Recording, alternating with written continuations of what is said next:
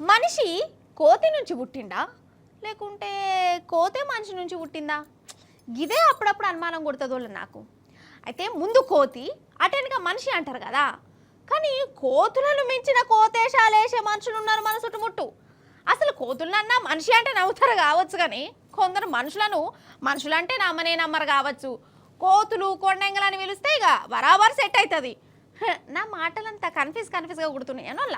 అయితే ముచ్చటైందయ్యా అంటే ఏమంటే గీ టిక్ టాకులు రీలు గీళ్ళు వచ్చినాయో ప్రతి ఒక్కరు పర్ఫార్మెన్స్లు చూపిస్తారు కదా, మంచిదే, చూపించాల్సిందే. ఎవరి టాలెంట్ ఏమున్నదో లోకానికి తెలవాలి కదా. సేమ్ నేను కూడా అప్పుడప్పుడు రీలు చేస్తా, లైకులు గీకులు కూడా మంచిగానే వస్తాయి. అయితే ఏది చేసినా చేసే కాడికి చేస్తే ఒక అందం సందం, అంతేగాని ఫేమస్ కావాలని పానాలను గాలిలో పెడితే ఎట్లనోళ్ళ అసొంటోళ్ళని ఏం చేయాలి కావచ్చు. అగో చూడురి మీరే ఒకడు ఏం చేసిండో. గిదేగా ముచ్చట. ఓ దిక్కు రైలు బండి స్పీడ్గా పోతూనే ఉన్నది. ఇడు కింద పడుతుండు కావచ్చు అనుకోగల్లా. కాదు, రీలు వీడియో దండలాడుతుండు, కిటికీ పట్టుకొని ఊగులాడుతుండు. వీని ఊగులాడు పాడుగాను. ఇక వీని ఏమనాలే, ఎట్లా కొట్టాలే, ఎట్లా తిట్టాలే మీరే ఎప్పురోలా.